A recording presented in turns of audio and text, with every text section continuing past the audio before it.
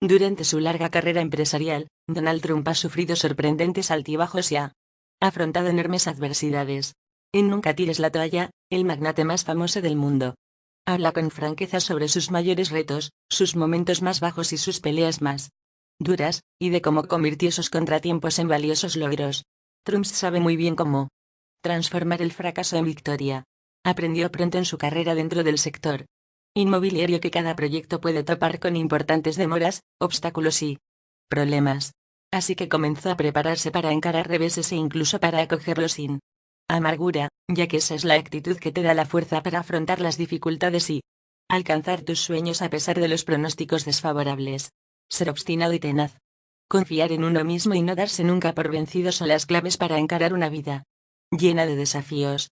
Inspirador y motivador, Nunca tires la toalla te ayudará a alcanzar tus propias metas personales y a combatir tus derrotas y debilidades. Se convertirá en la mejor herramienta para aquellos que saben que la adversidad y el éxito van en numerosas ocasiones de la mano. Introducción. Lo que me pasa por la cabeza cuando oigo la palabra no. Este libro trata sobre un tema que es muy importante para mí: no rendirse nunca. No hace falta decir que tengo mucha experiencia en este ámbito, de modo que creo tener alguna idea al respecto. Ya he escrito varios libros, y no necesito el dinero, pero se trata de un asunto que considero lo suficientemente valioso como para tomarme el tiempo necesario y escribir sobre ello. El primer gran no que me golpeó fue en Manhattan, en la década de los 70, cuando daba los primeros pasos de mi andadura profesional, y todo el mundo, y me refiero a todo el mundo, me decía que aquellos tiempos eran nefastos para el sector inmobiliario. Incluso personas que estaban bien posicionadas en el negocio me lo decían. Era cierto, el mercado daba claras muestras de estancamiento, y ese hecho no se podía negar. Aún peor, se aseguraba muy en serio que Nueva York caminaba hacia la bancarrota. Entonces, el gobierno federal anunció una moratoria a los subsidios de vivienda. La ciudad los había estado recibiendo en abundancia y, de repente, la fuente se había secado. Sí. Solo hubiera considerado los hechos, que no eran muy halagüeños, de ninguna manera me habría aventurado en el sector inmobiliario. Pero lo hice. ¿Por qué? Porque cuando escucho la palabra no, esta se convierte de inmediato en un desafío. Creo que lo imposible es, en realidad, posible muy a menudo si estás dispuesto a trabajar duro, y si eres consciente de que los problemas pueden pasar a ser oportunidades. La ciudad de Nueva York tenía problemas, pero quizá yo podría hacer algo al respecto. Esta actitud puede concederte el poder de vencer los obstáculos y triunfar a pesar de las dificultades. Quiero que este libro te ayude a hacer justamente eso. A medida que progresaba, me iba dando cuenta de que cada nuevo proyecto traía consigo su propio conjunto de grandes retos, y empecé a aprender a esperarlos. Nada podía pasar porque estaba preparado para afrontarlos. Este es otro motivo por el que estoy escribiendo Nunca tires la toalla, para que sepas que debes estar alerta e intentar ayudarte con las situaciones con las que te puedes encontrar. Nuestras experiencias no serán las mismas, pero he aprendido grandes cosas con la lectura de lo que han escrito otras personas, de sus historias, aplicándolo a mis propias circunstancias. Mi deseo es que tú hagas lo mismo, que aprendas de mis problemas y experiencias, y hagas mejor el trabajo de anticiparte y resolver los tuyos. Y recuerda, tal y como yo lo veo, cuanto mayor sea el problema, mayor será la oportunidad que tengas de demostrar tu grandeza. Algo que he aprendido es que no debemos dejarnos llevar durante mucho tiempo por el desánimo.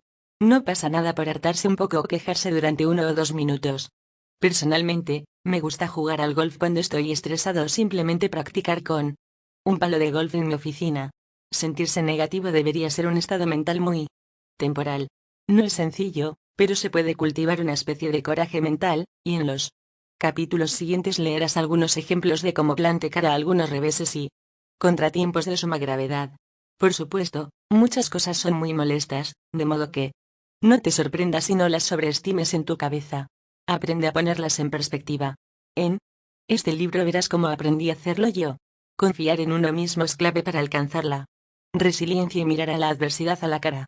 Este libro está dedicado a procurarte los cimientos de esta confianza, y la habilidad y el deseo de no rendirse nunca. 1.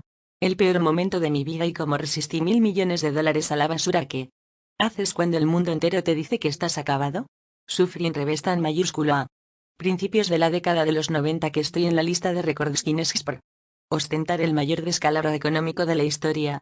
No le recomiendo a nadie que persiga el mismo objetivo, pero cuando has estado en la cuerda floja financiera, dicha situación te proporciona una cierta perspectiva que puede resultar útil a otras personas. Se ha dicho que lo que me hace cercano a la gente aparte de aprendiz, el aprendiz, que muestra cómo me manejo en el mundo de los negocios es que he afrontado enormes adversidades. Es algo con lo que todo el mundo puede sentirse identificado. Laguna. Diferencia puede estar en la cantidad de ceros de tu cuenta corriente, pero lo cierto es que la gente suele identificarse con las dificultades. No creo que nadie escape a una experiencia de vida libre de desafíos, tal como un escritor describió el viaje de la vida. Nadie sale indemne de él. Es una afirmación un tanto existencialista, pero cuando debes algunos miles de millones de dólares te puede hacer pensar en otras nuevas dimensiones. Mi situación a principios de la década de los 90 no pintaba demasiado bien. Tenía miles de millones en préstamos que no podía pagar, y había avalado personalmente 975 millones de dólares de esa deuda. Podría haber caído en quiebra con facilidad. Esto no debería sorprender a nadie, ya que siempre lo he hecho todo a lo grande, de lo que se sigue que a mis elevadas ganancias le seguirán enormes pérdidas. Aquella era una pérdida cuantiosa. Los bancos iban detrás de mí. La gente me evitaba. Por si fuera poco, entramos en una recesión y el mercado inmobiliario quedó prácticamente reducido a la nada. No era el mejor de los escenarios. Entonces, en marzo de 1991, tanto The Wall Street Journal como The New York Times publicaron sendos artículos en primera página el mismo día en donde detallaban mi situación y la declaración de bancarrota que sucedería en cualquier momento. Las emisoras de radio se hicieron eco de la información y la pérdida de mi imperio se convirtió en una gran noticia a escala mundial. Estaban seguros de que estaba acabado. Habría sido una historia fantástica si no me estuviera sucediendo a mí. Aquel ha sido el peor momento al que me he enfrentado en toda mi vida. Incluso los teléfonos de mi oficina permanecían en silencio, algo que no había pasado nunca. De repente, tuve muchos momentos de tranquilidad para poder pensar y examinar la situación de forma objetiva. Comprendí que parte de lo que me había llevado a aquel trance era que había perdido la perspectiva y había empezado a creer las noticias que se publicaban sobre mí que decían que tenía el toque de Midas cuando se trataba de negocios. En otras palabras, había caído en la autocomplacencia. Sin embargo, rendirme era algo que jamás se me había pasado por la cabeza. Ni por un instante, y creo que ese es uno de los motivos que desconcertó a mis críticos. Estos intentaban crucificarme, pero tuvo el efecto contrario, solo consiguió que quisiera volver y, además, hacerlo a lo grande. Sabía que podía demostrarles que estaban equivocados siendo obstinado, siendo tenaz, y no dándome por vencido. No pensaba abandonar. Durante aquella época, me convertí a marchas forzadas en una persona más fuerte. No te estoy aconsejando que busques la misma presión, pero quiero que sepas que si te encuentras con algunos reveses, negarte a tirar la toalla será probablemente tu mejor estrategia. Que me dio semejante fortaleza.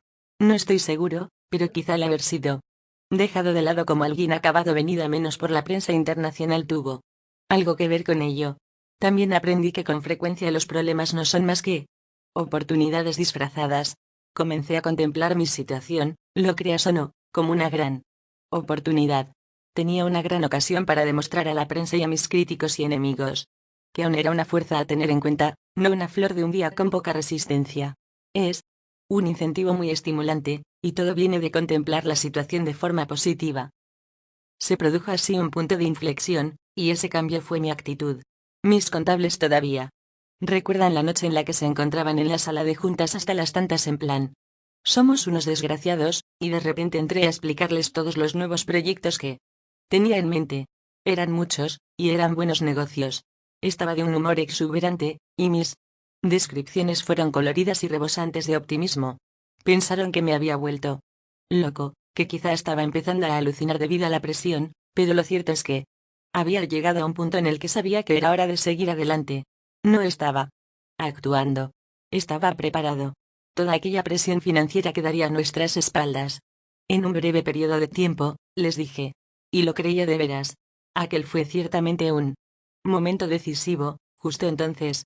Se trata de otra importante lección: céntrate en la solución, no en el problema. Es curioso, pero si miro hacia atrás creo que estar al borde del precipicio me convirtió en un empresario mejor y desde luego en un emprendedor mejor. Tuve que pensar maneras novedosas de evitar que me enterraran vivo. También me apoyé en algo que me gustaría tratar aquí, el pensamiento positivo. Créeme, funciona. Me ha permitido llegar a donde estoy. Hoy soy mucho más rico y tengo mayor éxito que antes de que los contratiempos comenzaran para mí en la década de los 90. Imaginé alguna vez que figuraría en el libro Guinness de los récords. No. Pero lo estoy debido a esas contrariedades. Es un hecho del que me siento orgulloso. La adversidad funciona así. Algunas veces. Deja que trabaje a tu favor. Coach TRUMP. Hazlo realidad. Alcanzar el éxito depende en gran medida de tu habilidad para manejar la presión. Puede parecer un hueso duro de roer, y lo es, pero hay algo que puedes hacer al respecto. Visualízate como un ganador. Céntrate en ello en lugar de en tus persistentes dudas y miedos. Céntrate en ideas y soluciones objetivas. La presión puede mermar y desaparecer cuando te enfrentes a ella con una actitud positiva. Incluso si no te sientes un valiente, actúa de ese modo. Durante un tiempo. Ayuda. 2. El fracaso no es permanente. La integridad y el arte de regresar. Creo firmemente en la importancia de la integridad. Se trata de una combinación de todos los componentes de la vida que nos hacen ser personas sanas, felices y productivas. En mi opinión, lo opuesto a la integridad es el fracaso. Si este acontece, y a veces lo hace, la mejor solución es seguir adelante, darse cuenta de que el fracaso no es permanente, y centrarse de inmediato en la dirección correcta. Al final, aparecerá alguna solución. No quiero sonar como un gurú espiritual, pero hay algo profundo y aún así simple en el hecho de contemplar el fracaso como una falta de integridad. Añadiré también que es eficaz. Considerar que toda mala racha es temporal te proporcionará el ánimo necesario para hacer algo al respecto. Sentirte honrado y con ganas de solucionarla. Ser infeliz e improductivo no forma parte de mi hoja de ruta, y tampoco debería serlo de la tuya. Así de simple. Si consideras inaceptable una situación cuando ésta te aleja de la integridad, de la totalidad, estarás motivado para salir de ella tan rápido como sea posible. Aquel revés financiero que sufrí a principios de la década de los 90 lo vi más como una desviación de la norma que como una sentencia definitiva.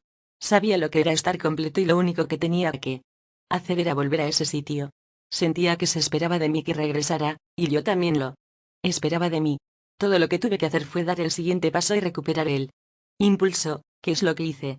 No es algo que sucediera de la noche a la mañana, pero al final las cosas empezaron a solucionarse. He visto a gente ser engullida por el fracaso. Lo peor que puedes hacerte a ti mismo es creer que la mala suerte es lo que te mereces. No es cierto. No son solo la inteligencia o la suerte las que nos llevan a algún lugar. La tenacidad ante la adversidad también juega un papel esencial. Algunas personas achacan las adversidades al malfario, yo no. Los percances forman parte de la vida y, por supuesto, de los negocios. Cuanto mayor sea tu empresa, cuanto más compleja sea tu vida, más probable será que tus reveses sean mayores. Estar preparado para ello te ahorrará confusión emocional y darle vueltas a la cabeza sin necesidad de, incluso, caer enfermo. He conocido a personas que no solo han regresado de la adversidad, sino de la tragedia. Una cosa son las adversidades y otra las tragedias. Diferenciar ambas es un buen modo de adquirir una visión objetiva de lo que piensas que son tus problemas. Puede que tu situación sea difícil, pero puedes estar seguro de que otros hombres y mujeres han tenido que lidiar con cosas mucho peores. Una manera de allanar tu camino para un regreso, o para una primera victoria, es leer sobre gente que ha sido valiente contra todo pronóstico. Estoy convencido de que sintieron la obligación de alcanzar el éxito y, en algunos casos, incluso el deber de sobrevivir. Así me siento yo. He tenido el privilegio de contar con una gran familia y una excelente educación, y hablo en serio con respecto a honrar esos privilegios, lo cual significa esperar lo mejor de mí mismo. Puedes adoptar esta misma actitud, sin importar cuál sea tu situación o tu origen. Cuando el fracaso se presente en tu camino, debes creer que importas, que puedes superarlo y, más importante aún, que el éxito es lo que se espera de ti. Te sorprendería lo que puedes lograr cuando estás tu actitud. No se trata simplemente de supervivencia, ni de alcanzar el éxito, es tu obligación. Un sentido del deber hacia tu integridad ejercerá una gran influencia en tu éxito personal y profesional. Lo que aprendí en la época de mis peores reveses económicos es que yo era un resiliente y que poseía ese indomable sentido del éxito que nadie podría quitarme por mucho que dijeran los periódicos. Todo esto me lleva a otro nivel de pensamiento, la confianza. La confianza se parece un poco a la sabiduría. La gente puede ayudarte a lo largo del camino concediéndotela, pero sobre todo tienes que desarrollarla tú mismo. La confianza en uno mismo puede ser una fuerza muy poderosa. Esfuérzate diariamente en ello. En ocasiones, cuando estás librando una lucha a solas, contar con un refuerzo positivo y confianza en ti mismo puede convertirse en el poder invisible que distingue a los ganadores de los perdedores. Los perdedores siempre abandonan. En resumen, persigue la integridad, cree en ti mismo, conserva tu potencia a todo gas y sé fuerte y dura en tu resiliencia. No esperes nada menos de eso de ti mismo, y te garantizo que el éxito será algo permanente en tu vida, incluso cuando tus circunstancias externas indiquen lo contrario. 3. Se suponía que el aprendiz iba a ser un gran error. Déjate asesorar por los mejores, y después confía en tu instinto. Cuando los reality shows se pusieron de moda hace unos años, la idea me pareció sugerente, aunque obviamente no estaba interesado en hacer uno. Me lo propusieron varias veces, pero los guiones me parecieron aburridos y estúpidos. Tener cámaras siguiéndome a todas partes, que me vieran cepillarme los dientes, peinarme, celebrar reuniones o almorzar en la mesa de mi escritorio me parecía una injerencia innecesaria. Rechacé todas esas propuestas sin pensármelo dos veces. Un par de años más tarde, Les Mohomes, el jefe de entretenimiento de la CBS, me pidió permiso para grabarla final en vivo de Supervivientes en la pista de Yellow Boyman Rink, en Central Park. Después de renovarla me había hecho con su control a través de un arrendamiento a largo plazo. Me pareció una oferta interesante, de modo que dije que sí. He de admitir que me quedé impresionado al llegar allí y ver la pista de hielo transformada en una selva. De repente, apareció ante mí un joven que se presentó como Mark Burnett. Le dije que sabía quién era, por lo que los prolegómenos no eran necesarios. Sin más preámbulos, Mark me solicitó una reunión para hablar sobre un proyecto televisivo que se le había ocurrido. Acepté.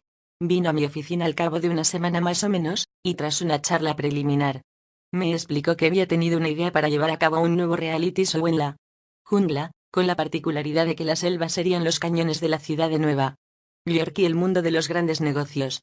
Consistiría en una entrevista de trabajo de 13 semanas, y el ganador se convertiría en mi aprendiz en la vida real, pues el premio sería un puesto en la Trump Organización. El programa contaría también con un mensaje de carácter educativo que me atrajo de inmediato. Un reality show con sustancia podía representar un nuevo concepto para todo el mundo.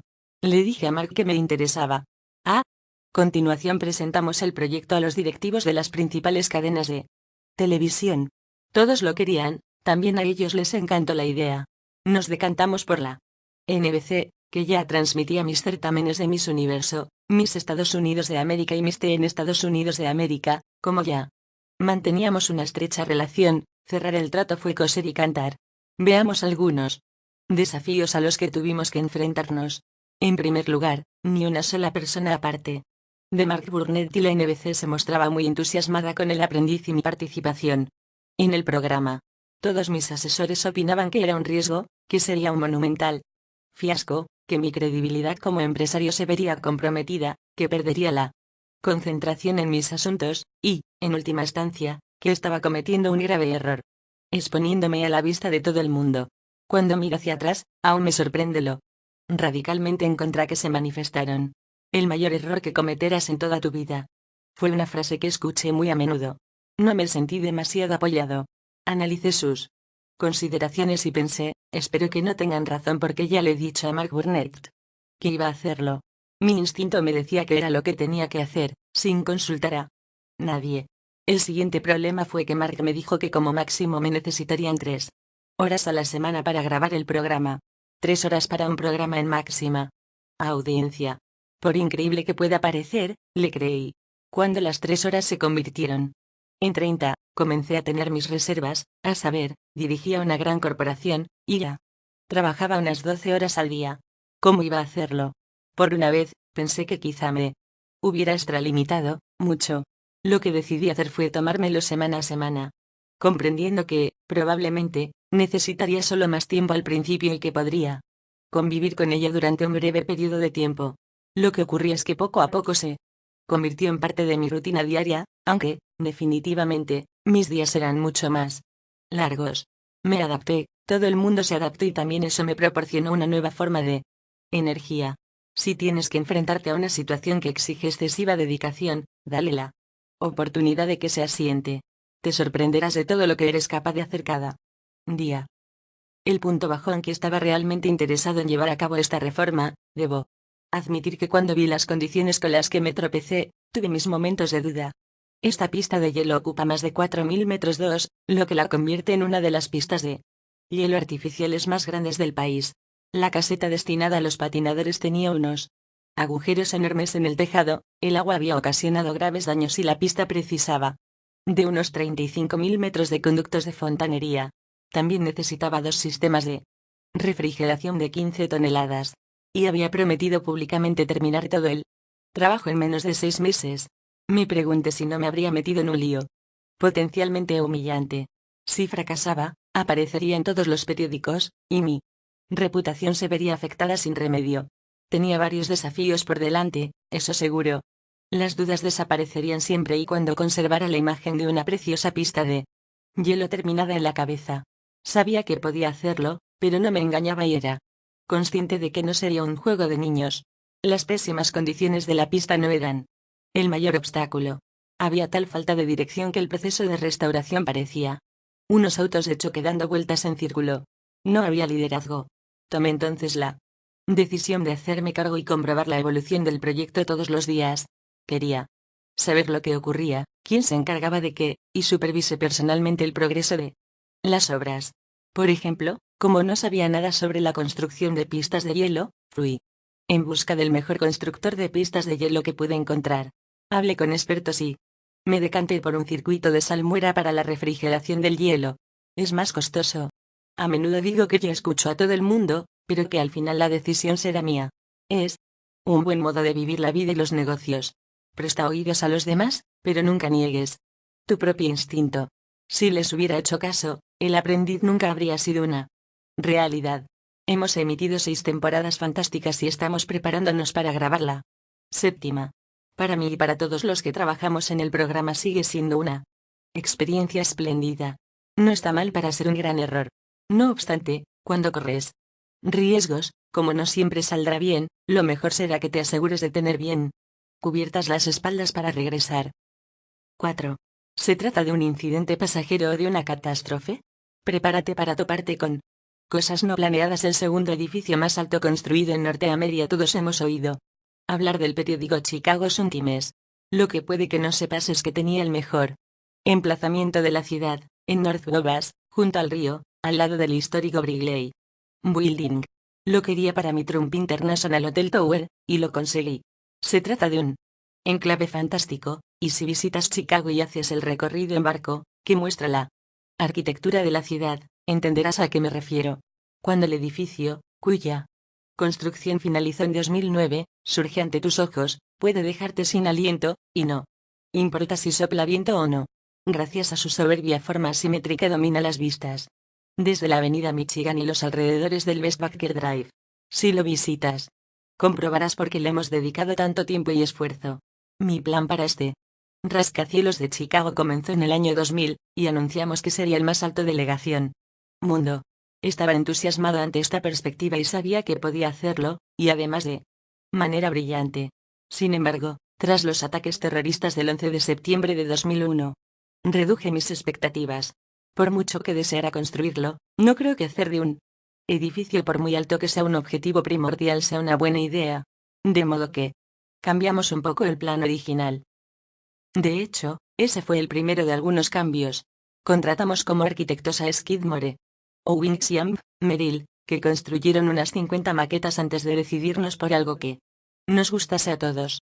El diseño elegido se fue perfeccionando tras los comentarios de delegación, Departamento de Planificación y los diversos grupos comunitarios y de expertos en arquitectura de Chicago, todos ellos personas importantes a tener en cuenta.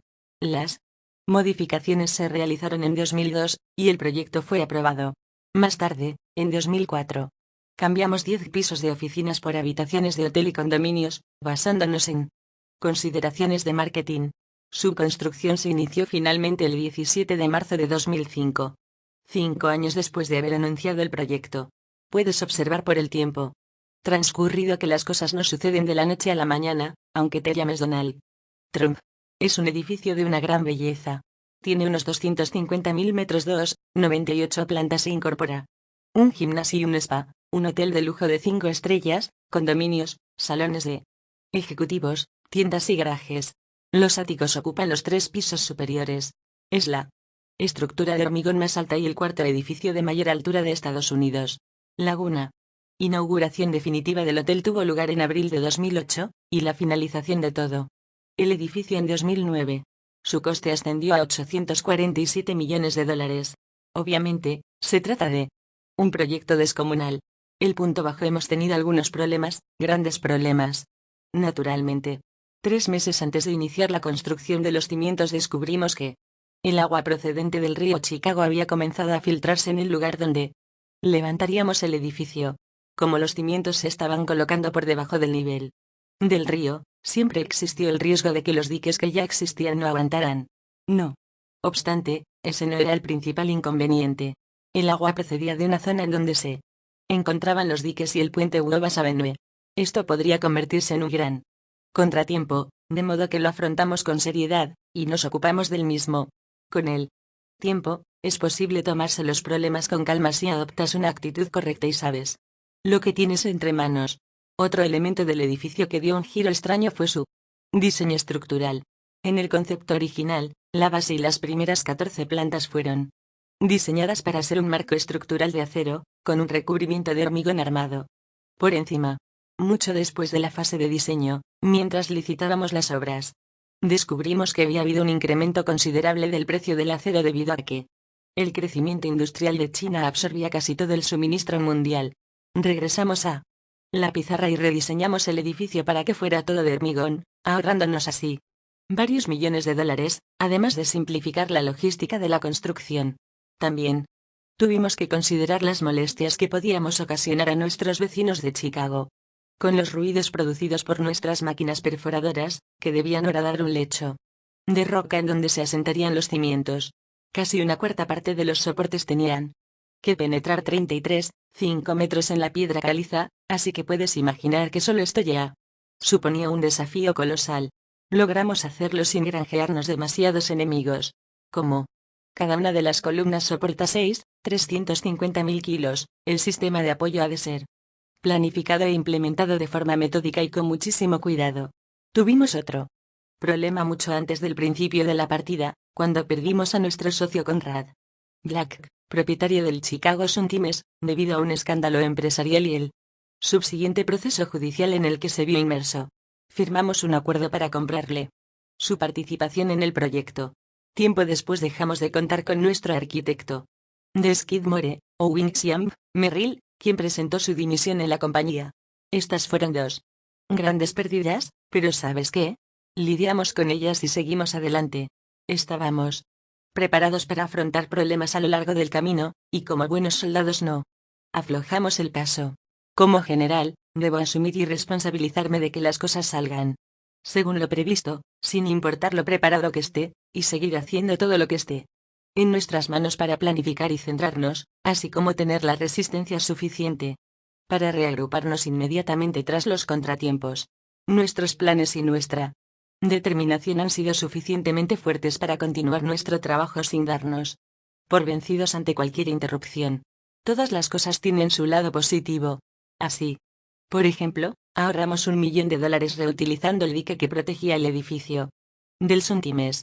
También nos sorprendió gratamente descubrir que teníamos que limpiar menos terreno del esperado porque el periódico había cambiado la tinta con base de petróleo a tinta de base de soja en la década de los 70, de modo que encontramos menos contaminación en el suelo de la que esperábamos.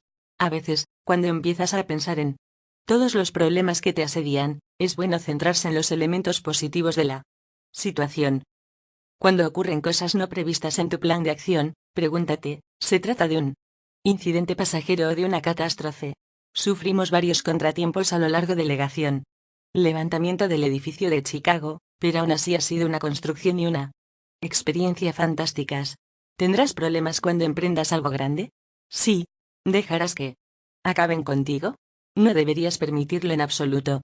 Deja que la pasión por tu trabajo te Haga superar los obstáculos con los que puedas encontrarte. Ya sea el viento, el agua, las dimisiones o los escándalos, puedes superarlos. Tu seguro por sobreponerte a estos riesgos. Es gratuito. Se llama, nunca tires la toalla. Después de un tiempo, es posible tomarse con calma los problemas, siempre y cuando adoptes la actitud adecuada y sepas lo que estás haciendo. Ten la resistencia suficiente para reagrupar efectivos de inmediato y cambiar de rumbo si tienes que hacerlo después de recibir un revés. 5. Me encanta una buena pelea. El Tromsø Hotel hace varios años que el SO se ha convertido en un barrio chic, y esperé mucho tiempo para entrar en él como promotor. Sabía que tendría que pelear por sacar algo adelante en esa zona porque la mayor parte del SO está formado por edificios bajos y está sujeto a estrictas leyes de urbanismo. Dudo que alguno de vosotros piense o se refiere al SO como un centro de carácter industrial. Pero, por razones históricas, así es como está catalogado la mayor parte del mismo. De modo que, ¿a quién se le ocurriría levantar aquí un complejo residencial? En los lugares en los que yo quería hacerlo no estaba permitido. No obstante, puedes construir un hotel. Cuando lo supe, decidí emprender la construcción de un hotel en condominio. Uno bien alto. El SO está considerado una meca por el mundillo del arte, el cine y los amantes de la moda, con más de 250 galerías de arte, 100 tiendas de diseñadores de marca y más de 200 restaurantes. En otras palabras, es una zona magnífica para visitar y aún mejor para establecerse en ella. Creía que el SO merecía y estaba preparado para albergar un hotel de primer nivel propio del siglo XXI. La torre de 46 plantas y 450 millones de dólares que esperaba construir con mis socios Bayrock Group y la Sapphire Organization se enfrentó, por supuesto, con la radical y furiosa oposición de la comunidad local y los políticos que la representaban. Sin embargo, no permitiríamos que nos detuvieran. Anuncié mis planes el 6 de junio de 2006, en El Aprendiz. Pese a todo lo que siguió, el 8 de mayo de 2007 me complació informar que las autoridades de la ciudad habían aprobado la construcción de este apart-hotel. Durante el proceso tuvimos que lidiar con varios problemas, lo cual no supuso ninguna sorpresa. El mayor obstáculo era su altura. El SO es un barrio de edificios bajos, y este proyecto alteraría considerablemente su esquillie.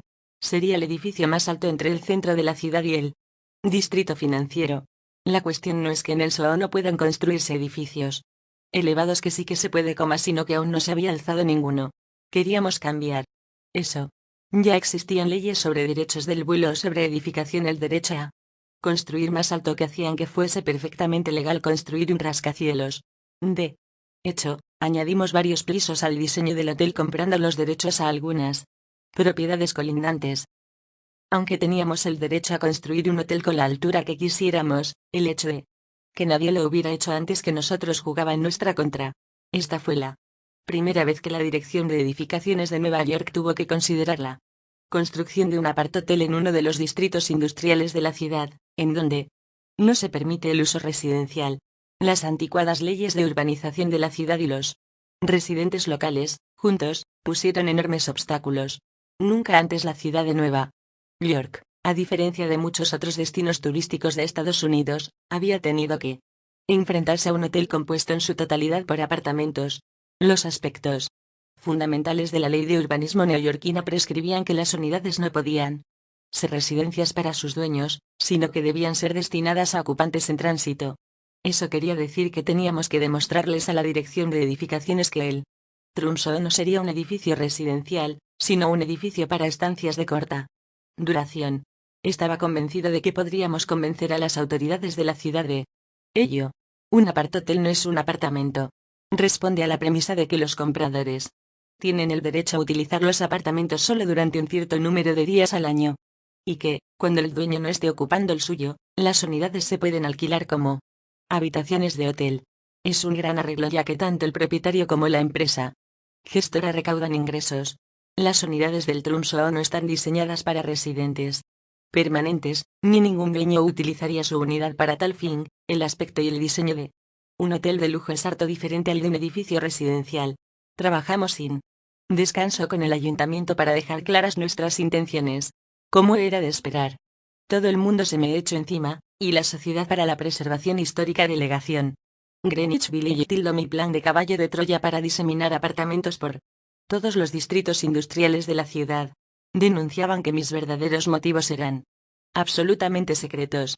No puedo entender cómo alguien puede considerar un edificio de 46 plantas una operación encubierta, pero te puedes hacer una idea. Hubo manifestaciones y alianzas vecinales que dejaron claro que no iba a recibir una cálida bienvenida. Nada nuevo, por otra parte. Mientras tanto, la mayoría silenciosa delegación vecindario apoyaba el proyecto y veían lo que realmente era una gran atracción para él. Turismo y los negocios. El proyecto mejoraría significativamente un barrio cuyo crecimiento había sido contenido de forma artificial como consecuencia de sus obsoletas leyes urbanísticas. No estaba dispuesto a ralentizar el proyecto a causa de las trabas provocadas por esa minoría de detractores.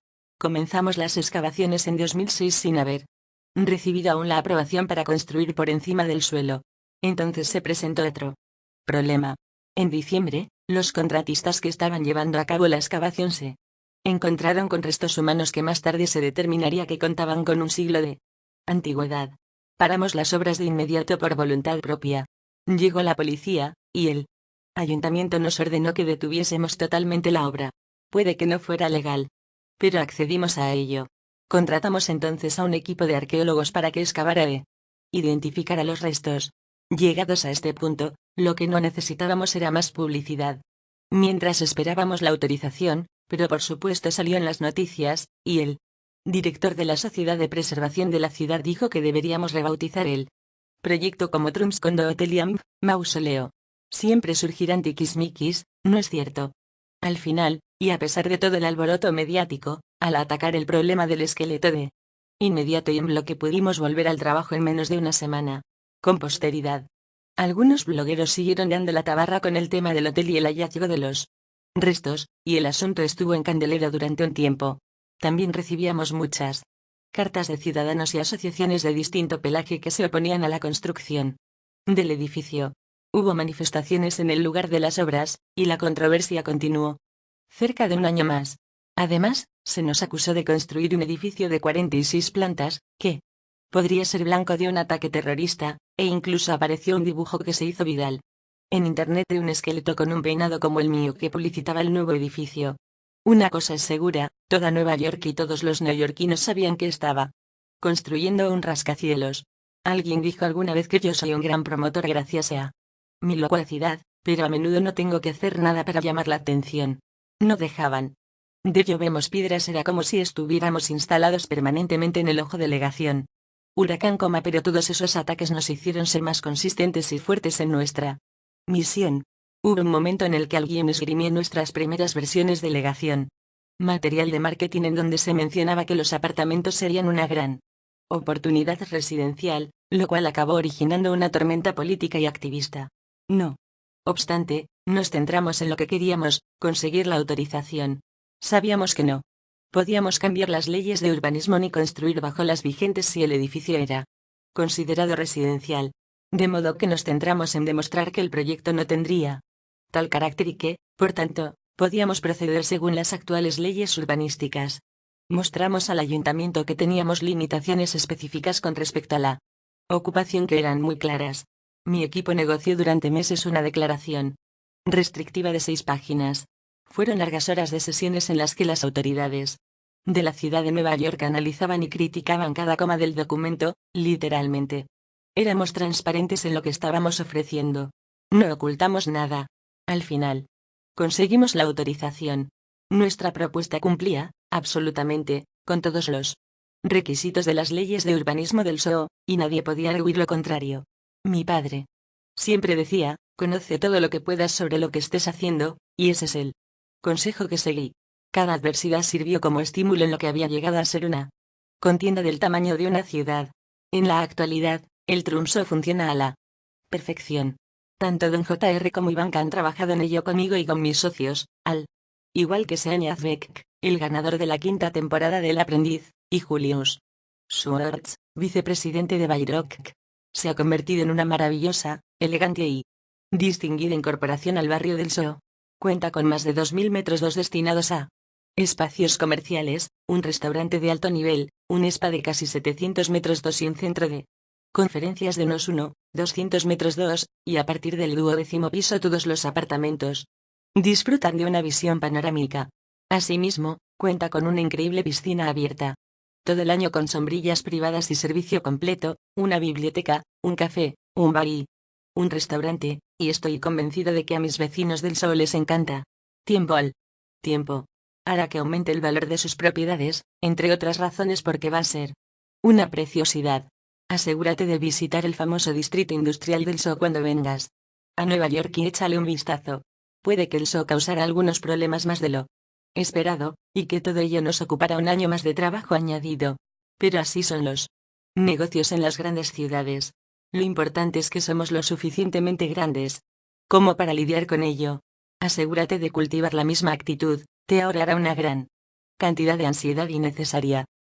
La adversidad es ley de vida. Es muy probable que nunca tengas un día sin algún tipo de contratiempo. Acéptalo como un desafío y no como una decepción. Sé más grande que los problemas, estate listo para luchar por tus derechos, y todo irá bien. Punto. En recuerdo del 11 de septiembre de 2001, si nunca tiras la toalla serás capaz de ayudar al prójimo. El 11 de septiembre de 2001 estaba en mi apartamento viendo las noticias de la mañana por televisión cuando me enteré de lo que había ocurrido. El resto podía verlo desde la ventana. Había predicho un ataque en mi libro de América B de Serve, publicado en el año 2000, pero eso no significa que no me afectara lo que ocurrió ese día. Fue un acto de depravación e indigencia espiritual. Tras los ataques, algunas personas y empresas abandonaron Nueva York, pero yo nunca contemplé la posibilidad de mudarme. Soy un neoyorquino de pura cepa y esta es mi casa. Sabía que mis conciudadanos son resilientes y que la ciudad de Nueva York no solo sobreviviría, sino que prosperaría, lo cual ha sucedido. Desde entonces, la Trump Organization siempre ha conmemorado de algún modo un homenaje a las víctimas del 11 de septiembre. El primer año, renunciamos a nuestra fiesta corporativa anual de Navidad para donar el dinero que habría sido normalmente utilizado para dicho acto a causas benéficas. Todos pensamos que era lo correcto, y lo era. Y como botón de muestra, cada año hemos celebrado un acto conmemorativo en el atrio del vestíbulo de la Trump Tower a los que yo mismo asisto, junto con otros miembros de la Trump Organización. En 2006 y 2007, el September Concert tuvo lugar en la Trump Tower, abierta al público. El September Concert fue fundado en 2002, en el primer aniversario del 11 de septiembre, un mensaje de paz a través de la música. Arugo Smith, el fundador, y Veronica Kelly, la vicepresidenta, han llevado a cabo un trabajo extraordinario. Mi hijo Eric presenta el concierto, y todos asistimos. Se trata de una celebración conmemorativa llena de sentido, una respuesta positiva a un día que no hay que olvidar. Nos llevó tiempo coordinar este evento y adecuar un espacio apropiado para el mismo en nuestro tan ajetreado edificio, pero cada minuto empleado valió la pena. Es solo un ejemplo de por qué es esencial no tirar la toalla. A la larga estarás en condiciones de devolver parte de lo conseguido. Celebro muchos actos benéficos en mis campos de golf, así como en el baile de la Cruz Roja, en mi Mar-a-Lago Club en Palm Beach. Estos actos no se materializan por arte de magia, requieren de una ingente planificación, lo cual implica tiempo y esfuerzo. Además de sumas importantes de dinero. Ser dueño de varias propiedades no solo significa ser el dueño de su titularidad, se trata de darles utilidad. Si tienes planeado trabajar en el sector inmobiliario solo para ganar dinero o sentirte poderoso, eso no será suficiente.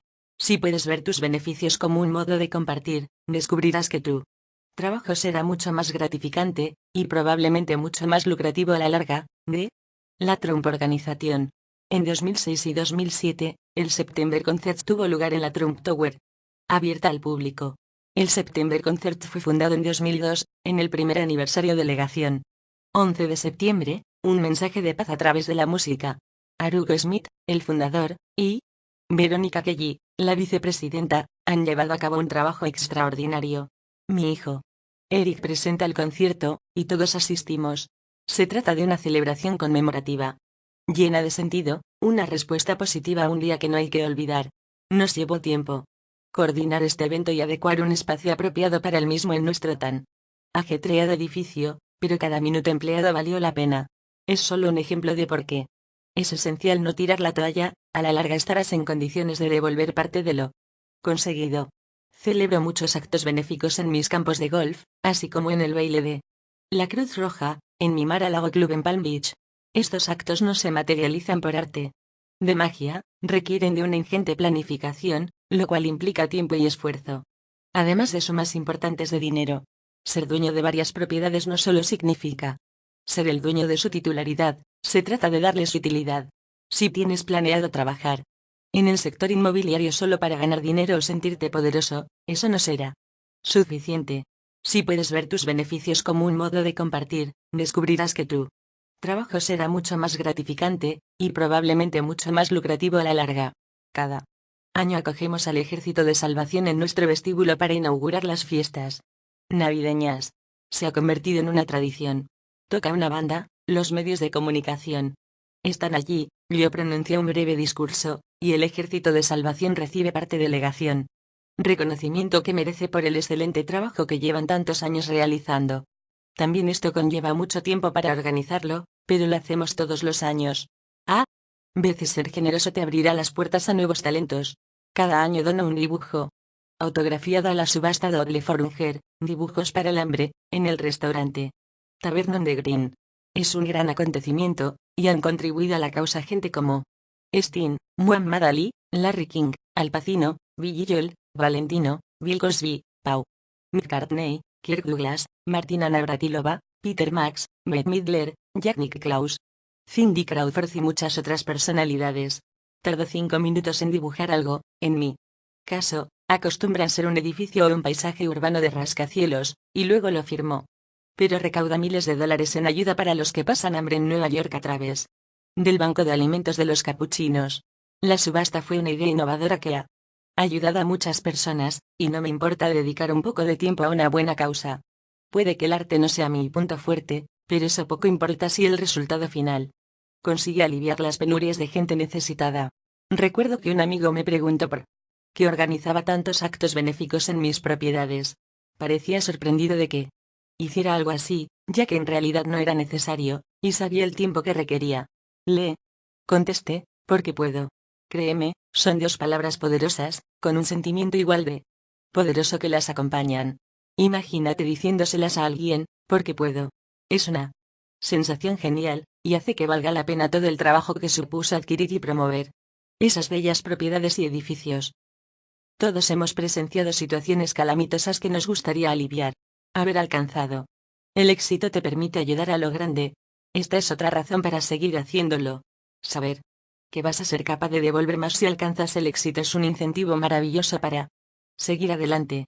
Si no tiras la toalla, podrás devolver parte de lo que consigas, y eso es algo que merece la pena tener siempre presente.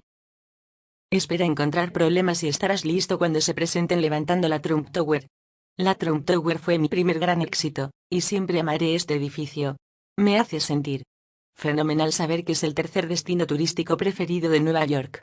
Hace tanto tiempo que la Trump Tower es famosa que la mayoría de la gente cree que siempre ha estado allí, o que simplemente apareció de repente en el skyline del centro de Nueva York. Puedo asegurarte que no es este el caso. De hecho, a la gente siempre le sorprende oír que estuve a punto de bautizarla como Tiffany Tower, y que hay muchos otros incidentes que hicieron de la construcción de este emblemático edificio un proyecto especialmente difícil. Si crees que levantar este edificio fue una ocurrencia mágica, incluso para un promotor como yo, te espera una lectura interesante por delante, sobre todo si te gustan las historias intrincadas. Robert Moses, una gran figura en la historia de Nueva York, dijo algo que me acompañó a lo largo de todo el tiempo que tardé en intentar comenzar y luego terminar la Trump Tower: no puedes hacer una tortilla sin romper los huevos. A veces sentía deseos de cambiar esa frase por no puedes construir un rascacielos sin romper algunas cabezas. Nada fue fácil desde el primer día. Para empezar la odisea, tardé casi 3 años solo para obtener una respuesta del hombre que controlaba el terreno que quería comprar. Hice muchas llamadas y escribí reiteradas cartas. Aprendí mucho sobre la importancia de la perseverancia, pero también aprendí que si te apasiona algo, recibir 0 apoyos no te desanimará. Me negaba simplemente a tirar la toalla. Cuando el terreno estuvo por fin disponible, me di cuenta de que mis cartas habían servido para algo. El lugar en el que quería construir la Trump Tower estaba al lado de Tiffany. Más adelante, tuve que convencer a sus propietarios de que me permitieran comprar sus derechos de vuelo o sobre edificación, es decir, el derecho a construir un rascacielos encima de su tienda por $5 millones. Eso evitaría que alguien echara abajo el edificio de Tiffany y levantara una torre que me tapara la vista. Podría construir así una torre con ventanales en vez de ventanitas diminutas, una consideración estética de suma importancia. Para obtener la modificación de la ley de urbanismo que necesitaba delegación. Ayuntamiento de Nueva York, tenía que saber si contaba con los derechos de vuelo. El responsable a cargo de esto me dijo que le gustaba mi idea y mi oferta económica, pero que se iba un mes de vacaciones y que ya se pondría en contacto conmigo cuando volviera. En un mes, hubiera avanzado mucho en trabajos de urbanismo y de arquitectura, pero si no estaba seguro de obtener el derecho de sobreedificación estaría malgastando un montón de tiempo y trabajo. Por suerte para mí, estaba tratando con un auténtico caballero, Walter Bing, quien me aseguró que su palabra era sagrada. Punto. De hecho, parecía sentirse insultado de que cuestionara su decisión y su promesa. De vez en cuando, no muy a menudo por desgracia, tropiezas con alguien tan honorable como Bing. Ahora que contaba con el derecho de vuelo de Tiffany, necesitaba una parcela más, en concreto un pequeño terreno situado en la calle 57, adyacente a Tiffany. Así lo exigía otra ley de urbanismo de la ciudad de Nueva York, tienes que tener un mínimo de 9 metros de espacio abierto, como un jardín trasero, detrás de un edificio. Sin esta superficie, tendría que eliminar el jardín del edificio, que ya estaba diseñado. Resultó que el dueño del terreno era Leonard Candel, un hombre tan honorable como Walter Bing. Sin embargo, no quería deshacerse de su diminuto solar. No era un vendedor, y no iba a ceder. Hasta que un día encontré una cláusula en la documentación de mi contrato con Tiffany que le concedía la opción de comprar la propiedad de Kendall dentro de un plazo determinado porque colindaba con la famosa joyería. Quizás se podría solucionar el tema con Candel después de todo. Ahora ya sabía que lo que intentaba llevar a cabo no iba a ser coser y cantar. Cada puerta con que me encontraba necesitaba un montón de trabajo solo para que se abriera un poquito, para empezar. Pero volví a recordar la cita de Robert Moses y seguí adelante. Esperar problemas ayuda porque entonces, en cierto modo, estás preparado para encontrártelos y no perderla calma. Es bueno recordarlo a diario, si es necesario. Tuve que volver a preguntarle a Walter Bing si podía comprar su opción de compra de la propiedad de Leonard Candel como parte de mi trato con Tiffany. Sabía que no tenía ningún interés en comprársela, pero Walter accedió. No obstante, Leonard dijo que la opción pertenecía a Tiffany y no era transferible. Quizá tuviera razón. También era posible que si llevaba el tema a juicio yo ganara el derecho de ejercer la opción de compra. De modo que le expliqué a Leonard la posibilidad de acabar pleiteando y, en menos de media hora, nos las arreglamos para llegar a un buen acuerdo para ambas partes. Yo retiraría mi opción de compra y Leonard accedería a prorrogar mi contrato de arrendamiento de su parcela de 20 a 100 años, tiempo suficiente para que fuese factible financiarlo. En el contrato de alquiler también eliminó algunas prohibiciones contra la recalificación. Leonard y yo seguimos siendo amigos, y pude continuar mi cruzada para construir la Trump Tower. Todavía no tenía el contrato definitivo con Genesco, la compañía propietaria de Bombier Teller, la tienda situada en la propiedad sobre la que quería construir la Trump Tower. Habíamos conseguido mantener completamente en secreto todo el asunto y esperábamos firmar los contratos en un par de meses. Pero entonces empezó a filtrarse información y, de repente, Genesco se vio desbordado de compradores interesados, entre ellos inversores árabes con dinero procedente del petróleo. Como era de esperar, Genesco movió fichas para intentar romper el acuerdo. Sin embargo, por fortuna, tenía una carta de una hoja con una declaración de intenciones de Jack Hannigan, que Genesco había incorporado para que les guardara las espaldas en caso de dificultades. Llevaba 3 años recibiendo estas cartas escritas por mí. Hice saber a Genesco que pleitearía y bloquearía durante años la venta de la propiedad Bombier si no respetaban nuestro acuerdo. No estaba seguro de que la carta fuera jurídicamente vinculante, pero podía intentar que fuera un engorro si no cumplían con lo acordado. Poco después, recibí una llamada de The New York Times, cuyos redactores de economía habían oído rumores de que estaba a punto de cerrar un trato con Genesco para comprar el edificio Bombit. Habíamos guardado silencio al respecto, pero me percaté de que debía correr el riesgo, sobre todo teniendo en cuenta que Genesco estaba incumpliendo su parte del trato.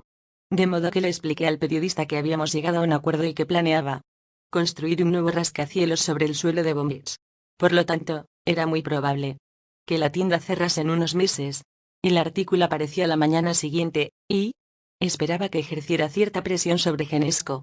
Lo que ocurrió fue algo con lo que no había contado. Tan pronto como apareció el escrito, todos los empleados de Bombier se dirigieron a Bergdorf Goldman, Sachs Fifth Avenue y Bloomingdale's en busca de un nuevo trabajo y, como consecuencia de ello, Bombier tuvo problemas para dirigir el establecimiento.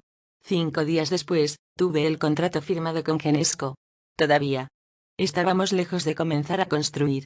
Se trata de un buen ejemplo de la perseverancia que necesitas y de algunos de los obstáculos que pueden surgir cuando estés intentando hacer algo mucho más pequeño que un rascacielos. Si eres de aquellos que piensan que tengo el toque de Midas y que todo me resulta sumamente sencillo, te convendría recordar algunos de estos episodios cuando te enfrentes a tus propios problemas en tu camino hacia el éxito. Porque créeme, tendrás problemas. No importa si te apellidas Trump o no, todos experimentamos este tipo de cosas. Espéralas. Cuando recuerdo esos años, pienso que fue una experiencia maravillosa, emocionante, y que cada momento de dificultad mereció la pena. 8. Preguntas frecuentes. Hoy en día recibo una tonelada de cartas, y un gran porcentaje de las mismas procede de gente que me pide consejo. A veces clases enteras de alumnos me envían sus preguntas. He decidido incluir algunas de ellas con mis respuestas. 1. ¿Cómo lidiar con personas que cometen sistemáticamente los mismos errores una y otra vez? No. Lidio con ellas. Trabajan para otros. 2. ¿Cuál es la característica más importante de un buen líder? La disciplina. Ayuda a que todo el mundo la tenga, pero si el líder no cuenta con ella, no lo será por mucho tiempo. 3. ¿Cuáles son los pasos más importantes para alguien que trata de alcanzar el éxito? Haz los deberes. En otras palabras, aprende todo lo que puedas sobre lo que quieras, conoce aquello con lo que te enfrentas e investiga cada aspecto de tu iniciativa empresarial. Habla con todos los expertos que encuentres. No puede ser una visión de ganar o perder. Las probabilidades ya están en tu contra, así que no te lo pongas aún más difícil siendo negligente. 4. ¿Qué distinguirá a los líderes de mañana en el sector inmobiliario? Quienes tengan visión de futuro y disciplina tendrán éxito. La primera no sirve de nada sin la segunda. Con las dos, tienes una oportunidad de convertirte en un líder, siempre y cuando hayas aprendido y agudizado tu instinto a través de tus experiencias. 5. ¿A qué personajes históricos admira y por qué? Abraham Lincoln es uno de ellos, porque fue presidente en uno de los momentos más difíciles de nuestro país. También fue autodidacta y soportó muchos años de adversidades antes de convertirse en presidente. Otro sería Winston Churchill, líder en un momento crucial de la historia delegación mundo, la Segunda Guerra Mundial. Era un gran orador que inspiró a miles de personas con sus discursos, y ganó el Premio Nobel de Literatura por sus ensayos históricos. 6. ¿Cuál es su postre favorito? El helado. 7. ¿Qué le gusta de su trabajo? Todo. Cada día es un desafío, y cada día es genial. 8. ¿Sale a almorzar fuera? Muy raramente. No me gusta interrumpir mi jornada laboral. Interfiere en mi ritmo de trabajo. Prefiero comer algo en mi mesa, que quizá me lleve 5 o 10 minutos. 9. ¿Qué consejo daría a alguien que quiere emprender su propio negocio? Prepárate para encontrar problemas, los tendrás cada día. Mantén la calma pase lo que pase y sé tan grande como tus retos diarios. Nunca tires la toalla. 10. ¿Qué pasa si las cosas no salen como queremos, aunque trabajemos muy duro? Ante todo, has de saber que no estás solo. He esperado 30 años para hacer realidad algunos de mis sueños. Hay gente que ha esperado más. Ten siempre en cuenta que puede que no estés haciendo lo correcto, de modo que por muy duro que trabajes, simplemente no va a funcionar. Asegúrate de estar haciendo lo adecuado para ti. Te tiene que encantar hacerlo. Por lo tanto, sé tenaz. 11. ¿Cree en la suerte? Sí. Sé que soy muy afortunado. También fue una suerte tener un gran ejemplo a imitar. Trabajé con mi padre desde muy joven y aprendí muchísimo de él. 12. ¿Qué quería ser de mayor cuando era niño? Quería ser jugador de béisbol o constructor. Me gustaba construir edificios con mis piezas de mecano.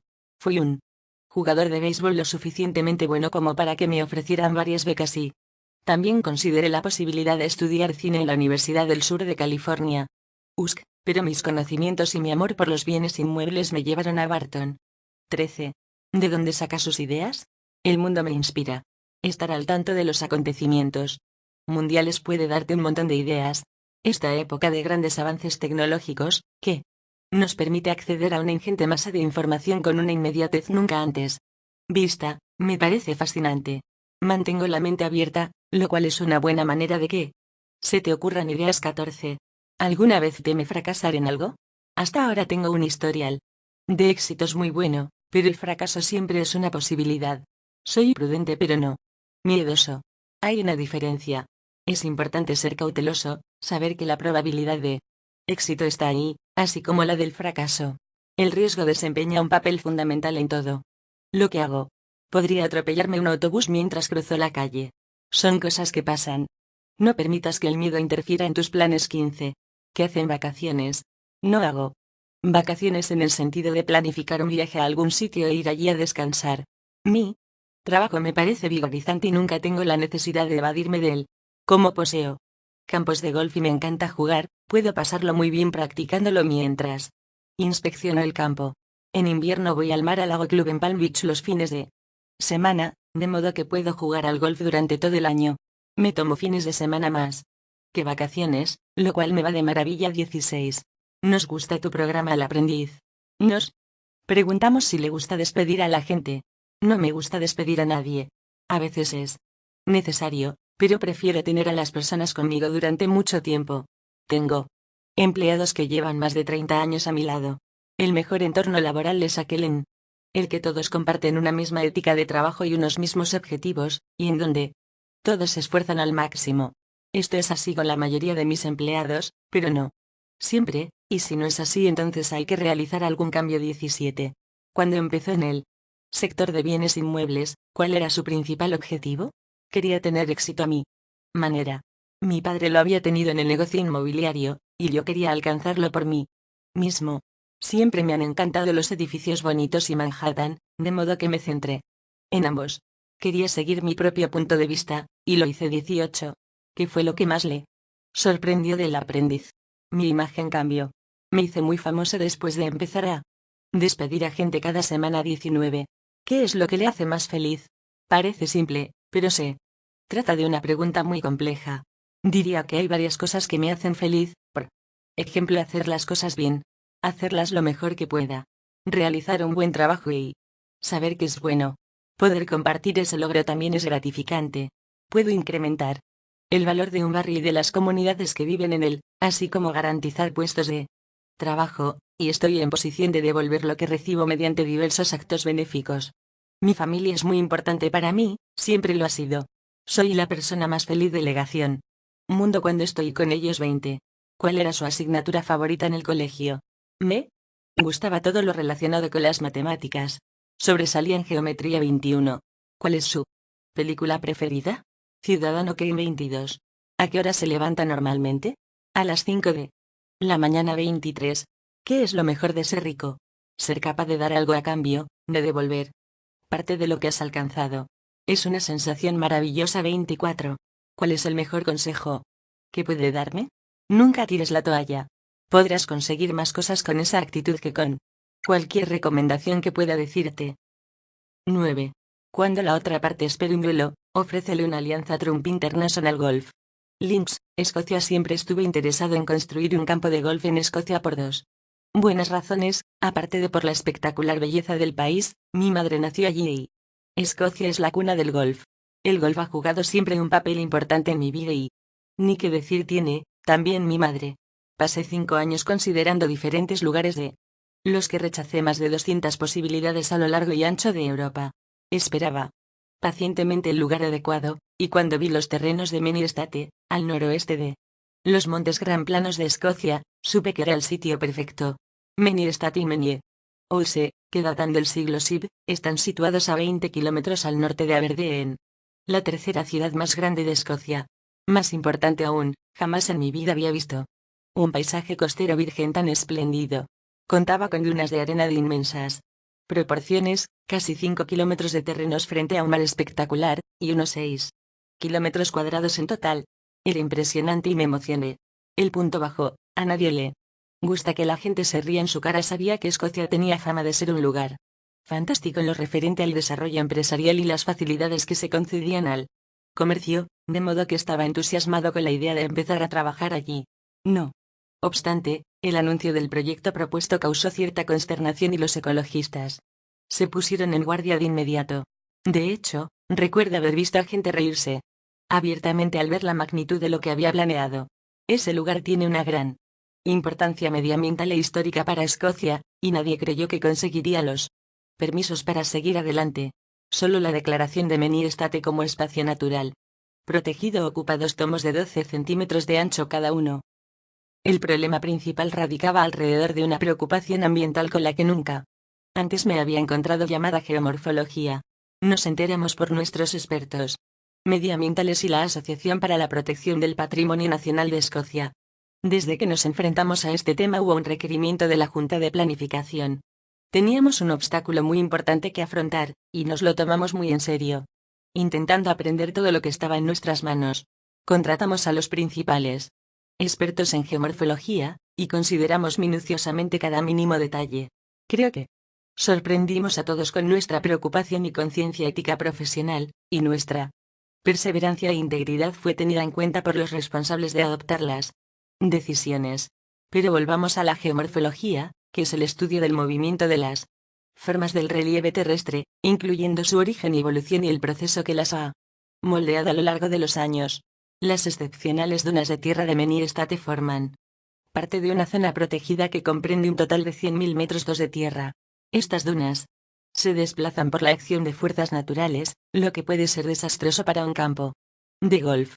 Estudiamos mapas de hace muchos años y observamos que los 100.000 metros de dunas se habían movido literalmente a lo largo del tiempo a una ubicación diferente a causa de la fuerza de la naturaleza, de modo que sabíamos que las preocupaciones medioambientales y las nuestras eran pertinentes.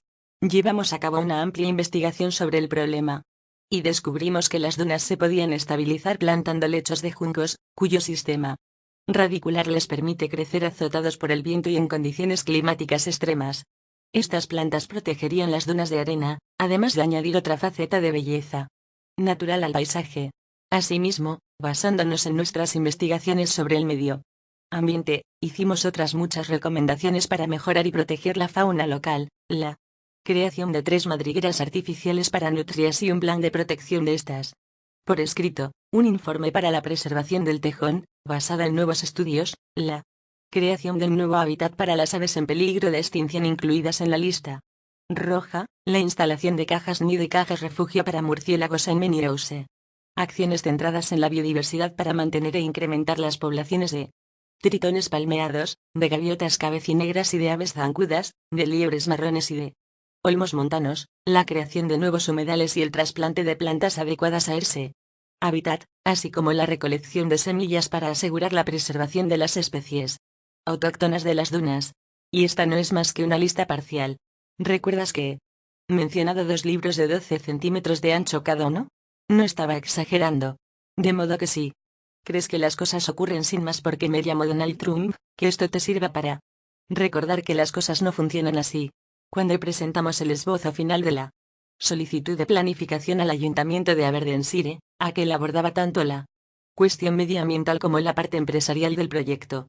En el aspecto económico, la construcción del complejo golfístico crearía aproximadamente unos 6.230 puestos de trabajo en Aberdeenshire y 740 en el resto de Escocia, mientras que la operación en curso supondría un total de 1.250 puestos de trabajo temporales y 1.440 fijos. En conjunto, el proyecto podría reportar un desarrollo económico de hasta 205 millones de libras para el Ayuntamiento de Aberdeenshire y de 262 millones para Escocia. Estas son algunas de las cifras que presentamos, y, como puedes imaginar, nuestra investigación fue muy detallada. No es ninguna sorpresa que recibiéramos el apoyo entusiasta de las empresas locales. Por lo que a mí respecta, este proyecto supondría una considerable inversión recuperable a largo plazo, con un coste de casi 1.000 millones de libras, aunque para mí no era más que un acto de amor. Al escribir estas líneas, un año después de la aparición de las primeras grandes cuestiones medioambientales, seguimos adelante con nuestra idea con muy pocas trabas. ¿Cómo ocurrió? ¿Cómo superamos los retos que la mayoría de las personas creía insalvables? La gente esperaba un duelo y, en lugar de eso, ofrecimos una alianza. Trabajamos codo a codo con el organismo encargado de cuidar del patrimonio nacional escocés y forjamos una alianza basada en nuestras preocupaciones colectivas. Llevamos a cabo una cantidad enorme de trabajo preliminar e investigación medioambiental que nos llevó un montón de tiempo y esfuerzo por nuestra parte, pero mereció la pena. Sobre la marcha fuimos rompiendo las barreras y la desconfianza, estando atentos, siendo abiertos y honestos, y contratando a los mejores para que hicieran bien el trabajo. Ofrecimos un producto de alta calidad, y nadie pudo cuestionar nuestra credibilidad. El hecho de habernos mostrado sensibles al medio ambiente hizo que las autoridades tuvieran fe en nuestra habilidad para hacer lo que fuera mejor para todos. Resultó que ser receptivos a la rica historia y patrimonio de la zona y al impacto global que podría tener nuestra construcción, no fue un sacrificio en modo alguno. Continuará siendo una preocupación constante por muchos siglos, eso espero. La Asociación para la Protección del Patrimonio Nacional de Escocia hace su trabajo, nosotros también. Todavía estamos esperando permisos para algunas zonas de nuestro complejo golfístico, y George Sorial, de la Trump Organización, a quien pedí que dirigiera el proyecto, ha estado viajando a Escocia cada 2 o 3 semanas para supervisar los progresos realizados. Yo voy a ir dentro de un par de semanas, y he disfrutado cada uno de los viajes que he hecho hasta ahora a Escocia. Casualmente, la madre de George nació y se crió en la isla de Luis, donde creció la mía. El circuito fue diseñado por Martin Autré. El complejo incluye un campo de prácticas de reducidas dimensiones y una academia de golf. La cuna del golf merece esta clase de atención integral y mi deseo es que sea el mejor del mundo. Sería el lugar perfecto para celebrar el Open o la Ryder Cup en el futuro. El complejo ofrece alojamientos de lujo, un campo de golf profesional de 18 hoyos, un restaurante elegante y se ha convertido en uno de los destinos preferidos para los amantes del golf de todo mundo. No ha sido fácil, pero después de esperar y buscar durante 5 largos años, cada parte del trabajo ha merecido la pena. De resultas, casi soy un experto en geomorfología. ¿Qué más se puede pedir? 10. Aléjate de los quejicas, tú puedes decidir tu propia suerte. Quizá hayas escuchado el dicho: la suerte se encuentra cuando la oportunidad se junta con la preparación. Estoy de acuerdo. A menudo he oído decir a la gente la potra que tiene fulano o mengano, como para enfatizar que ellos no son afortunados. Creo que lo que, en realidad, pasa es que los que se lamentan no hacen nada para cambiar su hado. Si quieres tener suerte, prepárate para que te ocurra algo grande. Ver películas es mucho más divertido, pero, a menos que quieras dedicarte al mundo del cine, no es el mejor modo de emplear tu tiempo. Desarrollar tus talentos requiere trabajo, y el trabajo atrae la suerte. Cultivar esta actitud es un excelente modo de poner rumbo al éxito. Durante algún tiempo se habló de los beneficios de expresar nuestras frustraciones y ansiedades y lo sano que era sacárselas de dentro. Hasta cierto punto así es, pero sin exagerar. Hace un tiempo leí un artículo que trataba de que quejarse, sin hacer nada al respecto, es en realidad perjudicial para nuestro bienestar físico y mental. Con la llegada de los blogs y de toda clase de redes sociales en donde manifestar nuestra opinión, la gente pasa demasiado tiempo insistiendo en los temas negativos. El énfasis está desequilibrado, y ese enfoque negativo no ayuda a resolver los escollos. No te recrees en un problema con el que te has desgastado antes incluso de contemplar una solución. Simplemente no tiene sentido. Hace falta un buen cerebro y mucha energía para pensar de forma positiva y creativa y adoptar un enfoque asertivo. Volverse negativo es lo más fácil, un recurso de perezosos. Utiliza tu capacidad intelectual para concentrarte en los aspectos positivos y en las posibles soluciones, y tu propia mentalidad te ayudará a atraer tu propia suerte. Shakespeare lo formuló así, en un célebre Parlamento de Julio César. La culpa, querido Bruto, no es de nuestras estrellas, sino de nosotros mismos que consentimos en ser inferiores. Es un mensaje muy claro. Somos responsables de nosotros mismos. Somos responsables en gran medida de nuestro propio destino. ¡Qué pensamiento tan inspirador! Si consideras que asumir responsabilidades es algo malo, entonces es que estás ciego para ver lo que realmente es una gran oportunidad. Pongamos que hoy tienes que enfrentarte a algún gran reto. Puedo decirte ahora mismo que no estás solo. Lo que te diferenciará de los quejicas será cómo elijas considerar tu situación. Si crees que tú estás al mando como así es, sabrás exactamente a quién acudir. Cuando necesites ayuda, a ti mismo. Puedes ser tu mayor descubrimiento de cara a alcanzar el éxito, la suerte, el poder y la felicidad. Cuando en la década de los 90 tuve que afrontar enormes desafíos económicos, era lo suficientemente maduro para asumirla responsabilidad y saber que el problema era mío. Sabía que no serviría de nada culpar a los demás. Hubiera sido una pérdida de tiempo, y eso es algo que no me gusta perder. El tiempo es algo que no puede ser sustituido. Si te descubres culpando a los demás a piñón fijo, recapacita y abandona inmediatamente esa actitud. Concédele a la suerte la oportunidad que necesita para jugar un papel en tu vida. Nadie puede hacerlo por ti. En cuanto descubras que te toca a ti provocar tu suerte, comenzarás a pensar y a ver las cosas de una forma completamente nueva. 11. A veces uno debe tragarse el orgullo. Trump International Hotel Tower, Nueva York.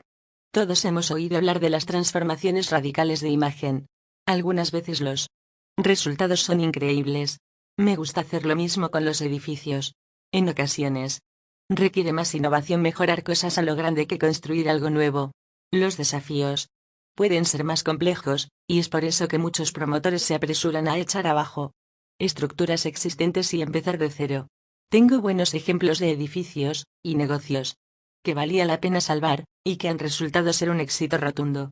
Lo primero a tener en cuenta es que tienes que ser valiente y estar convencido de que no te rendirás frente a los problemas, ya que surgirán más de los que normalmente tendrías. Trump International Hotel Tower está situado en One Central Park West, una ubicación fantástica con una amplia panorámica del parque. Ha sido calificado por la revista Travel Leisure y por The New York Times como el mejor hotel en el que alojarse. Lo que mucha gente no sabe es que antes era el edificio Gulfstream Western. Era propiedad de General Electric, que tenía a Jack Welch, John Deere y Dale Frey al frente, y era un edificio de oficinas. Realmente destaca porque es una de las pocas torres altas del West Side. Fue construida a principios de los años 60, justo antes de que promulgaran las leyes de urbanismo que prohibían un edificio tan alto en esa ubicación. Este inmueble era un constante foco de atención, no solo debido a su altura, sino también a causa de algunos defectos de construcción que ponían nerviosos a sus ocupantes. Entre otros, se tambaleaba con el viento y la parte superior llegaba a combarse con vientos de tan solo 24 km/h. Todos los edificios tienen cierto grado de flexibilidad, pero este era un caso excepcional. Los ascensores se detenían, y algunos inquilinos afirmaban sufrir mareos. En una ocasión en la que sopló un viento fuerte llegaron a desprenderse las ventanas superiores. Estos episodios eran legendarios. Digamos que el edificio tenía algunos problemas muy importantes. Además, tampoco se había construido demasiado bien, ya que la cubierta exterior era de cristal y aluminio barato, con revestimiento de amianto. Lo bueno era que la estructura del edificio era clásica y contaba con unos techos maravillosamente altos. Solo por ello valía la pena salvarlo. Cuando oí decir que este edificio estaba en venta, llamé a Dale Frey y solicité reunirme con él. Fue entonces cuando me enteré de que estaba recibiendo llamadas de los principales constructores del país. Tendría muchísima competencia. No obstante, concerté una reunión y le expliqué que si se demolía totalmente, solo se podría volver a construir uno de 19 pisos en lugar de las fabulosas 52 plantas con que contaba. Era una razón de peso para ver que se podía salvar, pero necesitaría mucha investigación, y me puse en marcha de inmediato.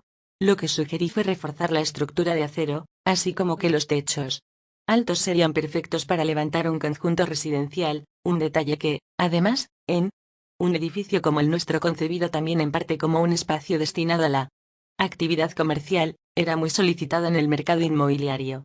Era el emplazamiento perfecto para un edificio residencial de lujo. General Electric parecía impresionada con mis ideas, y me gustó su reacción positiva a todo lo que les había presentado. Mi única preocupación, llegados a este punto, era que estaba recuperándome de ciertos problemas financieros, de modo que quizás se mostrasen renuentes a darme una oportunidad. Lo que sucedió después nos sorprendió a todos. Dale Frey llamó para decirme que aunque le gustaban mucho mis planes, tenían intención de licitar el trabajo. Iban a solicitar a algunas de las principales constructoras del país que presentaran una oferta, y que esperaba que yo estuviera entre ellas. Me quedé alucinado porque había invertido muchísimo tiempo dando forma a mi idea, y se la había explicado personalmente. Ahora debía empezar todo de nuevo y presentar una oferta como un recién llegado al proyecto. Me sentía fatal y un poco indignado por este giro en los acontecimientos. Básicamente iba a participar en un concurso público, que no creía necesario. Me preguntaba si habían estado todo el rato siguiéndome la corriente, a pesar de aparentar estar interesados y mostrarse impresionados con mis ideas. ¿Qué podía hacer? Estaba interesado y ya había empleado un montón de tiempo y esfuerzo, así que al final me tragué mi orgullo y decidí ir a por ello. Me gustan los desafíos y este se había convertido en uno aún más grande, y no es que me alegrase de ello. De modo que trabajé en una fantástica y detallada presentación. Cuando aconsejo que te dejes la piel en algo, es a esto a lo que me refiero. Pareció que pasaban siglos, pero finalmente, General Electric llamó para decir que se habían decidido por mi oferta. Ser escogido por este poderoso grupo para construir en ese increíble lugar era una noticia maravillosa. Trump International Hotel Tower se haría realidad. Hizo que mereciera la pena todo el agravio del proceso. Dale Frey y John Gears de General Electric lo hicieron posible. Son unos tipos fantásticos. En 1995 empezamos a demoler la antigua Torre Galfiamp Western, solo quedaría la estructura de acero. Había contratado a Philip Johnson como arquitecto, junto con Costas Condylis y Amp Associates, de modo que teníamos garantizado un edificio espectacular además de elegante. Philip Johnson había diseñado el State Theatre en el Lincoln Center, situado a unas cuantas calles de allí. Se trataba de un edificio importante y quería lo mejor. Y eso es exactamente lo que todos nosotros tuvimos. Trump International Hotel Tower es en la actualidad el mejor hotel de Nueva York. Incluye el restaurante Jan George, reconocido como uno de los mejores establecimientos del mundo. Los apartamentos del edificio permanecen poquísimo tiempo en el mercado. Hay listas de espera para todo lo relacionado con este inmueble. También es la primera vez que se ha combinado un hotel con apartamentos, lo que ahora aclaman como una innovación. No fue una innovación para mí, simplemente sentido común. De hecho, se trata de una idea copiada en todo el mundo hoy día y con gran éxito. De modo que tómate un tiempo para pensar las cosas con detenimiento.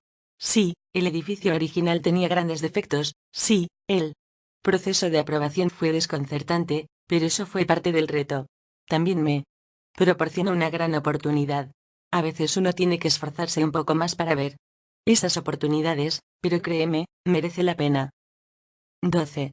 El valor no es la ausencia de miedo, sino la conquista del mismo. Tener valor significa no tirar nunca la toalla. Es mucho más fácil rendirse, y eso es exactamente lo que hacen los perdedores. Una cosa es que te derriben, y otra no levantarse del suelo. Algunas personas comunes y corrientes han conseguido logros increíbles simplemente por el hecho de haber sido persistentes y no tirar nunca la toalla. Abraham Lincoln es un buen ejemplo. Su valor hizo de él una persona extraordinaria. En El aprendiz, los candidatos deben pasar primero por un agotador proceso de selección. Hemos tenido millones de interesados, y solo elegimos a unos pocos. Estas no son precisamente unas probabilidades tremendas. Por eso, creo firmemente que no hay perdedores en el programa. Para empezar, las personas que intentan participar en el concurso demuestran tener mucho coraje. Todos ellos son ganadores. Que te despidan delante de millones de personas no es fácil, pero forma parte del trato y siguen insistiendo de todos modos. La mayoría de ellos afirma que la experiencia merece todo el esfuerzo invertido, tanto si ganan como si no. Hemingway escribió la ya tan célebre frase: el valor es la gracia bajo presión. Piensa en ello. Algunos días nos enfrentamos a retos con los que preferiríamos no tener que hacer nada. Pero nos levantamos y les hacemos frente. Eso es tener valor. Requiere de cierto aplomo. Quizá no sea heroico, puede que no cada día aparezca una situación calamitosa, pero es un ejemplo de valentía que todos entendemos. La confianza en uno mismo es un componente de elegación. Valor que todos necesitamos tener. A veces precisamos de un empujoncito en la dirección correcta. Trabajé con un joven ejecutivo que nunca había hablado en público, de modo que decidió que no se le daba nada bien, y así me lo dijo. Pensé, ni siquiera ha intentado hacerlo y me dice que no se le da bien. Tenía el presentimiento de que iba a ser muy bueno hablando en público. Algunos meses después, cuando me di cuenta de que no podría asistir a un compromiso para cenar que incluía un breve discurso, le dije que tenía que sustituirme. Me contestó: yo no hablo en público. Repliqué: ahora sí. Fin de la conversación. ¿Sabes qué? Se ha convertido en un consumado orador. El valor no es la ausencia de miedo, es la conquista del mismo. El fenómeno del miedo escénico es un buen ejemplo. Hace poco leí un artículo que hablaba de lo común que es sufrirlo, incluso entre Actores profesionales. Hay un montón de artistas famosos que tienen que enfrentarse con él. Con regularidad, a veces durante décadas. No permiten que el miedo se interponga en el camino de su pasión. Estoy acostumbrado a hablar delante de decenas de miles de personas. Lo cual me gusta mucho, y a menudo me preguntan si no me pongo nervioso. No. Simplemente salgo y hablo. Winston Churchill fue un gran orador, y he leído que pasó mucho tiempo desarrollando esa habilidad. No era algo innato, pero trabajó duro hasta que la dominó. Se convirtió en un poderoso e hipnótico orador.